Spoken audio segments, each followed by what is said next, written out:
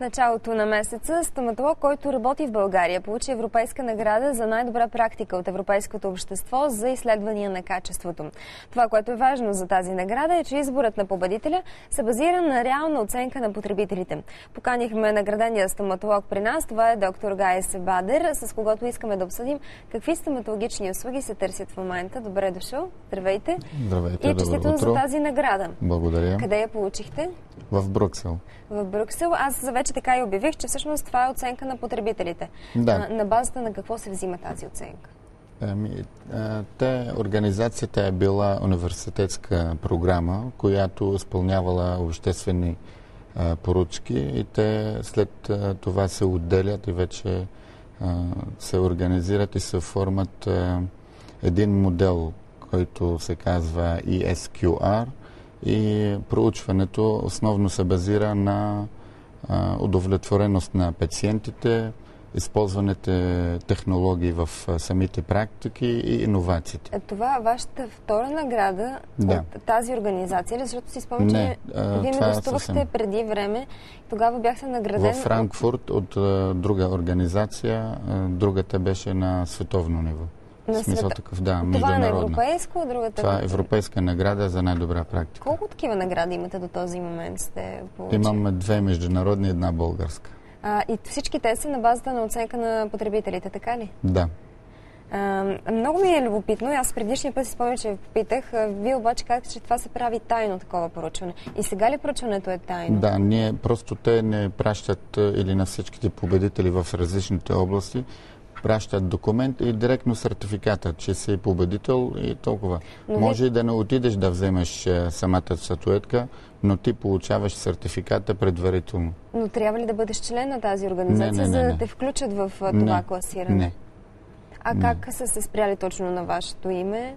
Точно именно това. Те правят сами проучвания за различните практики между държавите и имат модел, по който те върват. И на основата на модела те решават, избират и пращат директно писмото.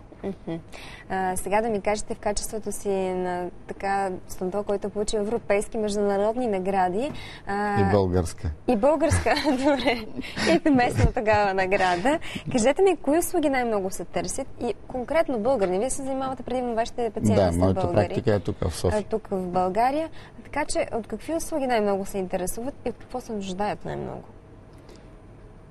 Наблюдава се последните години, че български пациент вече търси зъболекаря не заради болката или по нужда, крайна нужда, воден от това, че той иска вече да изглежда по-добре, осъзнавайки важността на една усмивка, тъй като усмивката е визитката на един човек.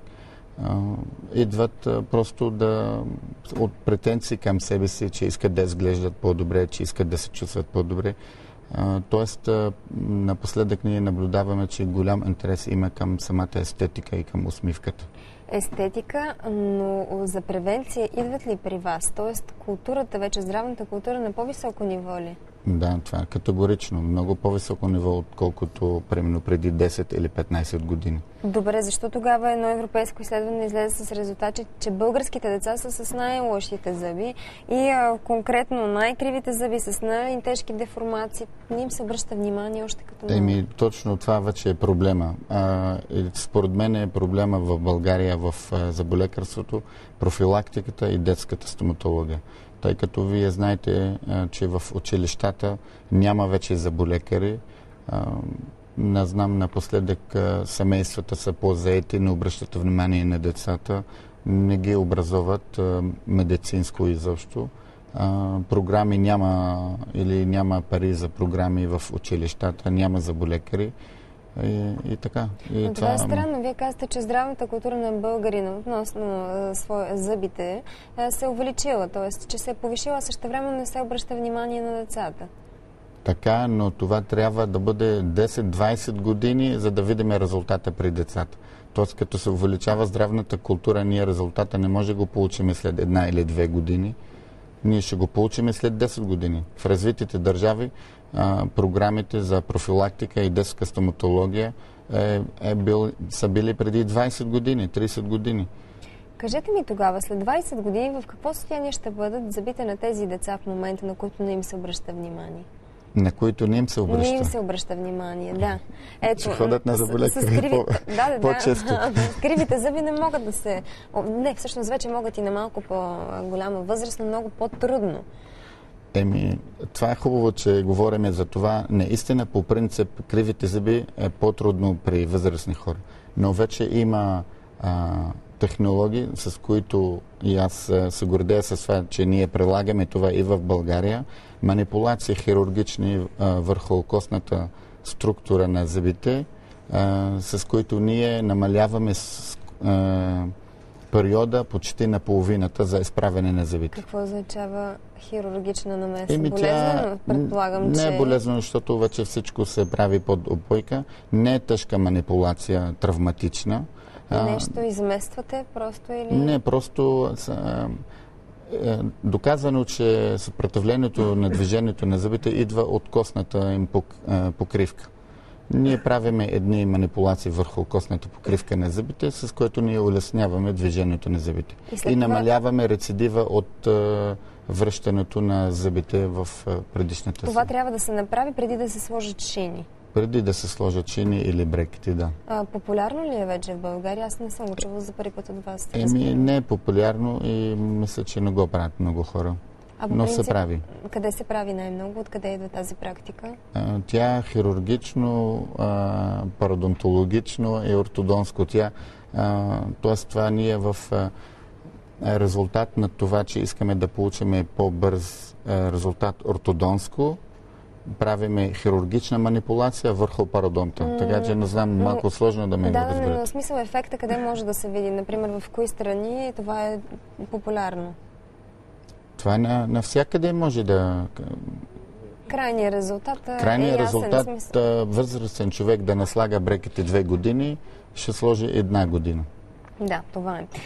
Какви са по-особените желания на вашите клиенти? Някакви аксесуари специални?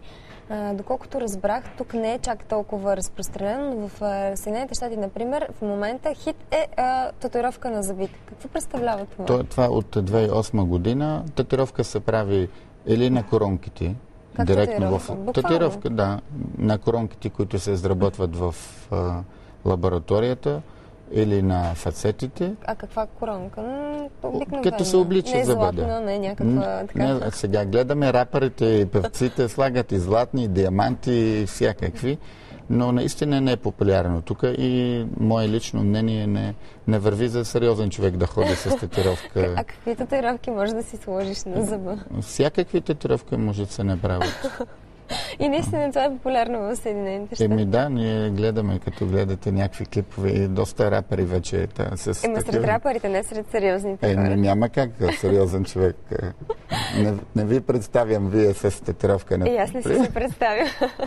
Въпреки това, тук смисля, че диаманчетата и камъчета на зъбите са популярни. Виждала съм хора с такива неща. Има така, но много слаб интерес. При мен мога да ви кажа, че може би от 4-5 години не е влезнал пациенти да поиска диаманти на... А подарява ли някой за Коледа? Да, много. Подобни неща? Да. Между другото, вчера направихме усмивка, подарък на съпруга, от съпруга си за Коледа и Нова година. Това е много хубав подарък, наистина. Да. Благодаря ви за това гостуване. И сега ние продължаваме с Коледен тем. Вие къде ще празнувате? Тук в София.